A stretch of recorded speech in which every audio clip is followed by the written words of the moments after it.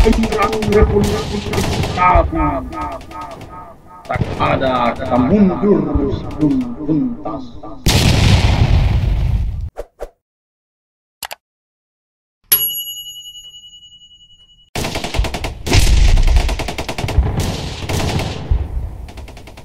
Sahabat pergerakan mahasiswa Islam Indonesia dimanapun Anda berada, malam ini saya bersama dengan Ketua Umum Pergerakan Mahasiswa Islam Indonesia Cabang Bone yang baru terpilih kemarin, telah hadir di studio Daeng Kelor, Nurwan Tiftah. Apa kabar Nurwan? Alhamdulillah baik Kak.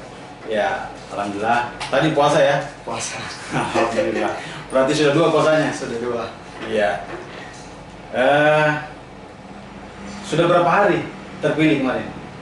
Kurang lebih 1 minggu. 1 minggu ya? Ya, jadi kurang lebih seminggu yang lalu Pergerakan Mahasiswa Islam Indonesia Cabang Bone menggelar konfercap yang Ketua Umum yang lalu sahabat Sudri ya, sahabat Sudri, dan alhamdulillah konfercap sudah melahirkan satu ketua umum dan beberapa pengurus cabang lainnya yang saya kira sekarang sementara di Susun formatur. Formatur ya. Nah, Nirwan, mungkin sahabat Pergerakan Mahasiswa Islam Indonesia se-Nusantara ini mau perkenalan dengan Nurwan. Mungkin bisa memperkenalkan diri dulu. Ya. Jadi terima kasih Kak atas kesambutannya. Perkenalkan, nama saya Muhammad Nurwan Tiftah. Ya. Saya sebelum terpilih menjadi ketua cabang PMI Bone tentu ya bukan sekedar instan langsung terpilih saja. Terlebih juga melalui banyak proses. Ya. Tentu mulai dari semester 1 sampai dengan wisuda ya ada banyak. Pernah ketua komisariat ya kemarin? Enggak pernah Kak. Anda pernah? Iya. Cuman itu ada artinya kalaupun di struktur ya tidak pernah lepas dari pengurus inti. Iya. Kemudian yang pertama itu ya kalau perjalanan karir saya berorganisasi dimulai pada semester 3. Waktu itu ya PMI Komisariat yang Bone itu mempunyai banom lesson yang bergerak di kepecinta halaman maupun di kesenian. Kebetulan saya salah satu anggota di Sanggar Seni Persediaan. Gitu. Salah satu saya dari PMI, kebetulan sahabat-sahabat dulu mempercayakan saya sebagai sekretaris umum. Ya jadi kalau dipikir ya memang ya mulai perjalanan karir saya sampai sekarang memang kebanyakan di sekretaris umum Kak. Gitu. Bukan di wakil sekretaris. Jadi ini ketua umum baru pertama ya? Baru pertama kali ya. Langsung ketua cabang ya? Luar biasa. Jadi di rayon komisariat tidak pernah ketua umum? Tidak pernah. Ya, jadi ketua umum langsung di cabang. Ketua cabang. Ya, mudah-mudahan nanti menjadi cikal bakal dia jadi ketua umum Porcap ya. Amin. PKC Sulsel. Ya, amin. Nah, Nirwan,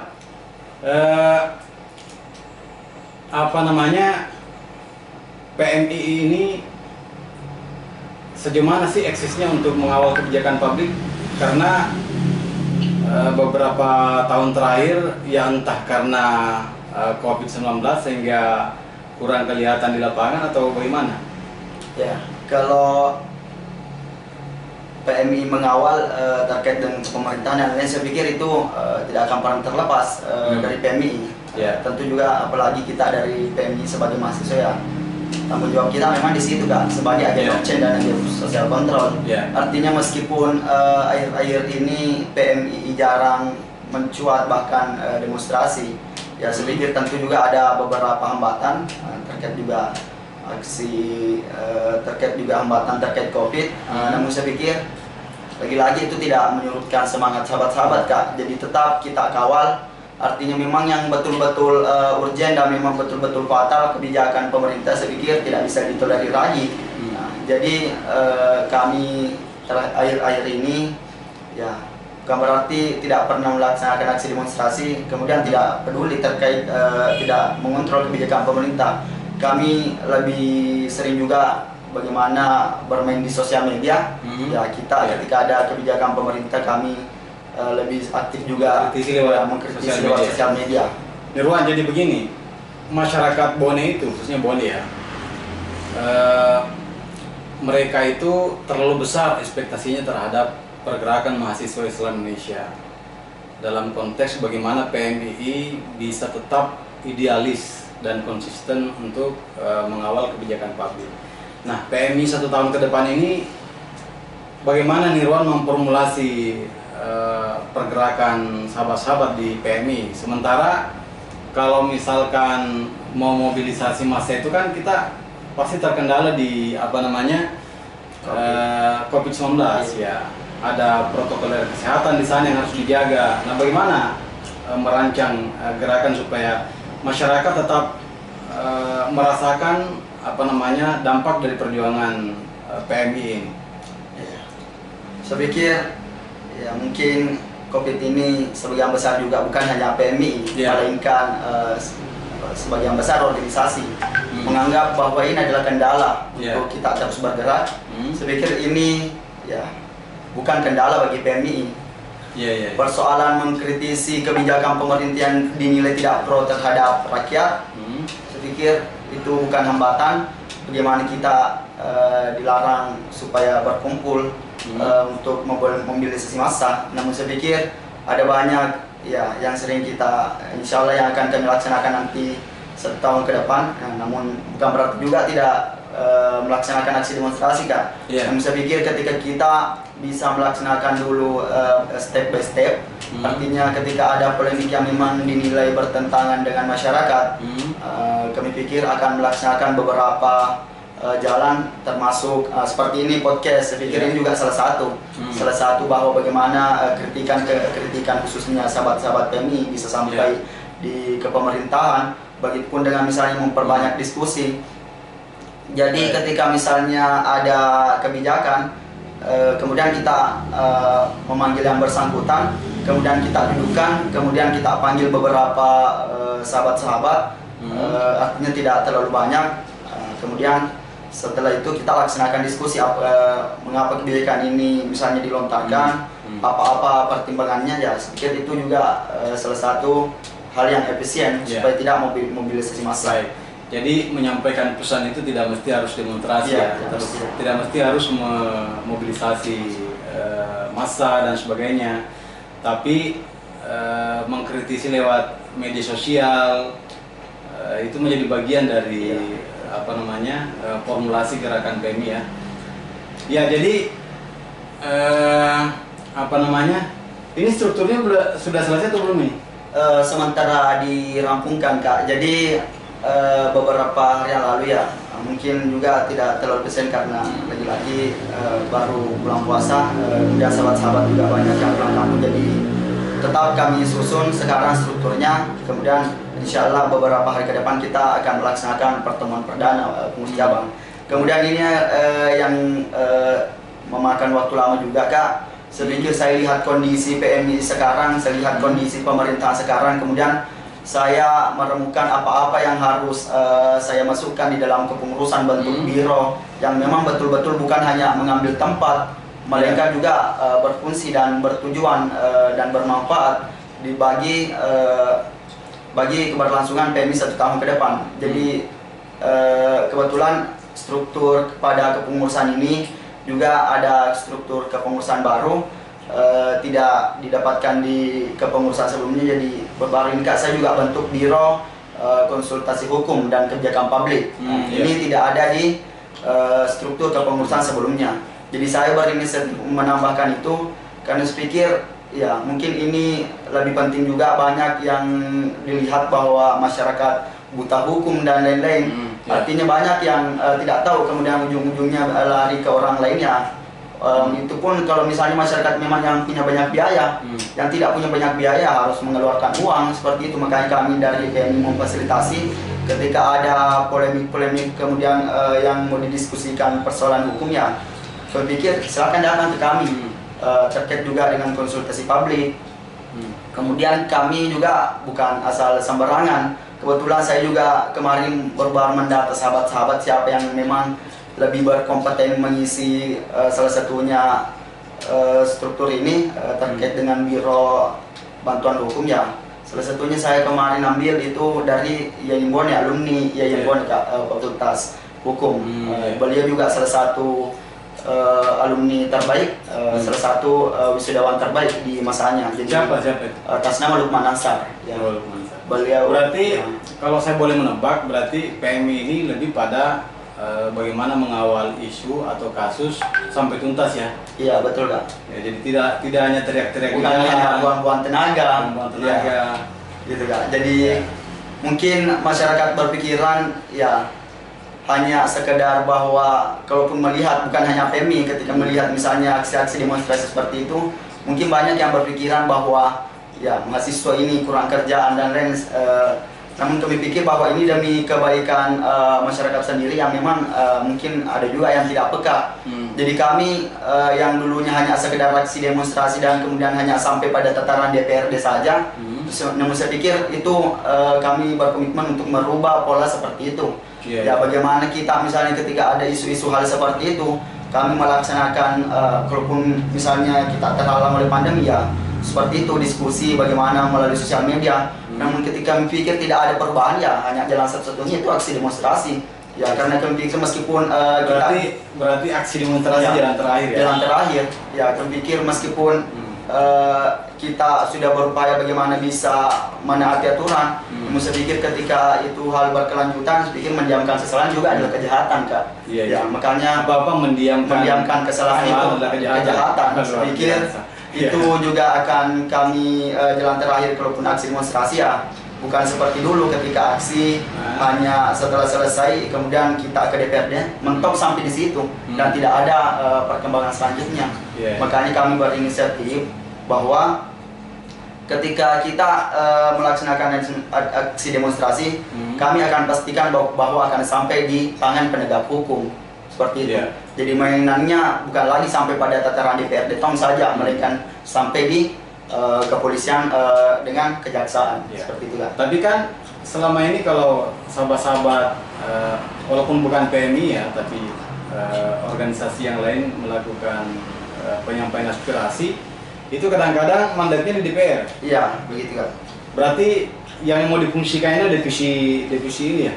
Dari hukum ya? Ya, artinya saling berkolaborasi Kak. Ada juga kami angkat Biro Aksi dan Advokasi.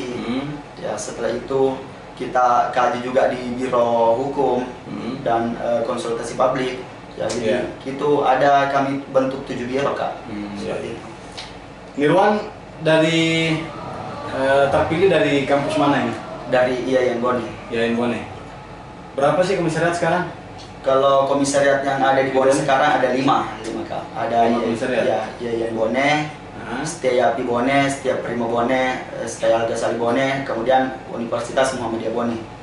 Wah, luar biasa. Jadi kampus-kampus besar di Bone sudah ada semua PMI-nya. Ya, lumayan Kak. Kemudian bukan hanya sampai tataran ini, kami juga rencanakan semakin melebarkan sayap bagaimana kampus-kampus yang belum tersentuh PMI, bagaimana kita bisa memasuki kampus-kampus seperti itu. Masih ada ya kampus apa itu? Masih ada Kak. Ada beberapa kampus termasuk PGSD, ada STIP. Padahal PGSD pernah loh kemarin. Ya, pernah memang. Waktu di 2000-an itu. Ya. Namun kemarin juga sempat berdiskusi bersama sahabat-sahabat senior ya. Memang termasuk juga aktor kemarin pernah kemarin komisariat. Namun saya pikir ini tidak berjalan efisien karena juga kalau kendalanya kemarin ketanya aktor lebih banyak mengabdi di luar, tidak belum mentok di PMI-nya, kemudian sudah sampai ke KKLP praktek di luar. Jadi ini kendalanya. Jadi ini nanti akan kami bagaimana bisa formulasikan supaya ini berkelanjutan dan berkepanjangan Kak.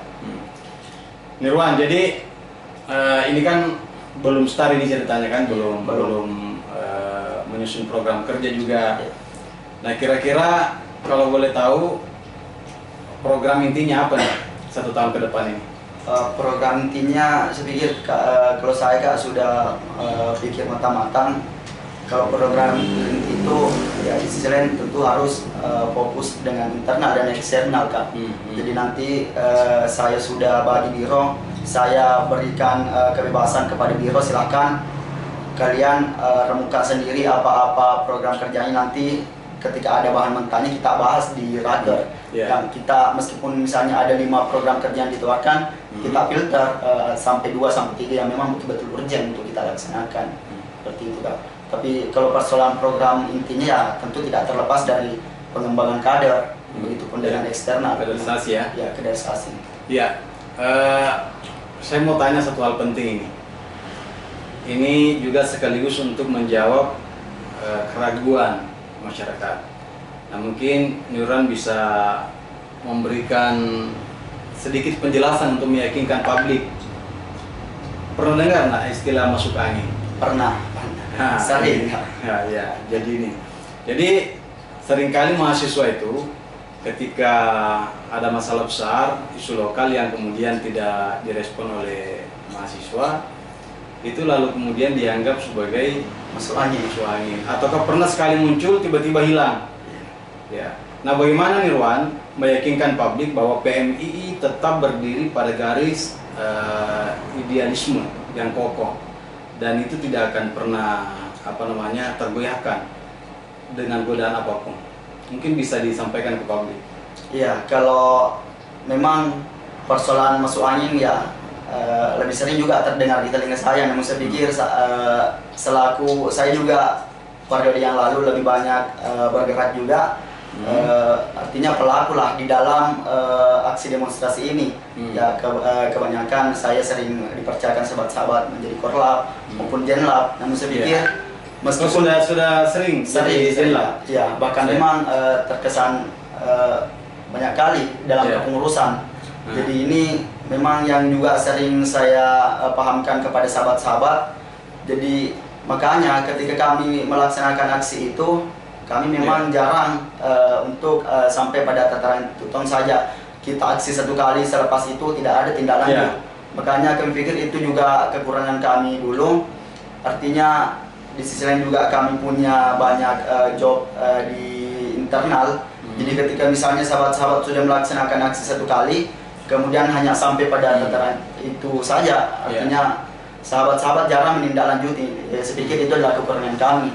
Makanya kami pikir nanti kepada kepengurusan selanjutnya kami akan maksimalkan bagaimana ketika misalnya kita betul-betul memilah dan kemudian memilih isu apa yang kami angkat, kemudian memang betul-betul urgen, kemudian memang ketika kita sudah memasukinya ya betul-betul harus tuntas, kemudian kita berhenti. Saya pikir dengan cara seperti itu Kak, orang-orang bisa artinya ketika ada orang-orang berpikiran seperti itu paling tidak bisa meyakinkan masyarakat. Tapi yakin ya bahwa PMI akan menjaga idealisme itu? Ya, saya pikir saya selaku ketua umum Kak, jadi di sisi lain juga memang saya dulu sering menjadi korlap, ya artinya tidak terlalu tahu juga persoalan apa-apa yang ada di luar. Namun saya pikir ini salah satu juga harapan saya. Kalaupun saya menjadi ketua umum, saya pikir tidak ada gerakan-gerakan tambahan tanpa di luar instruksi saya. Ya, jadi saya pikir dengan menjadinya saya ketua umum, saya menjadi jaminan bahwa tidak ada gerakan lari kiri dari PMI. Artinya tetap ada poros idealisme. Satu lagi nih saya mau tanya ini, pernah dengar ada istilah makolu? Makolu. Sering sekali pernah. Nah, kolu lebih banyak ditafsirkan terhadap bagaimana kemudian mahasiswa oknum mahasiswa atau oknum LSM atau oknum wartawan atau oknum apapun yang biasanya menjual idealisme. Ini bisa digaransi tidak PMI tidak akan makolu ke depannya? Kalau saya pikir bukan hanya sekarang, tapi kemarin-kemarinnya pun saya juga saya pikir PMI tidak pernah lari dari hal itu. Artinya PMI tidak akan terjerumus di perbuatan-perbuatan keji seperti itu. Kalau misalnya demo nih, terus saya panggil Nirwan, terus ditawari duit 100 juta, itu diambil nggak? Ya, mungkin juga saya di sisi lain saya memang betul-betul memegang prinsip komitmen dan konsisten Kak. Artinya bukan hanya sekali, dua kali, bahkan sebelum keluar dari kampus saya seringkali juga melaksanakan demonstrasi dalam kampus Kak. Namun saya pikir dengan prinsip yang tetap saya bangun ini, ya persoalan ketika 10 juta, 20 juta ketika ditawarkan hal seperti itu bahkan sampai 100 juta, namun saya pikir itu tidak ada apa-apanya dibandingkan dengan harga diri Kak. Kalau saya seperti itu. Artinya kalaupun suatu waktu harga diri jauh lebih mahal ya dari nilai uang. Artinya saya pernah berpikiran seperti ini. Saya memang belum pernah mendapatkan hal seperti ini, Kak. Hanya sering mendengar bahwa ada makhluk dan lain-lain. Namun saya juga selalu berpikir ya, dengan uang seperti itu, masa dia rela mau menjual organisasi semurah itu. Kemudian ini juga artinya di sisi lain persoalan komitmen dan konsisten. Saya pikir kita sahabat-sahabat berpanas-panasan, menhujan-hujanan, habis tenaga. Namun saya pikir masa kita mau hianati sahabat-sahabat seperti itu? Kan tidak mungkin juga, di mana persoalan rohani ini. Kalau saya seperti itu. Kemudian kalaupun suatu waktu kalau diambil baru dibagi-bagi, saya pikir sama saja, Kak, seperti itu. Artinya ketika ada persoalan mahasiswa seperti itu, kita juga memang organisasi yang memang tidak pernah memiliki pendapatan.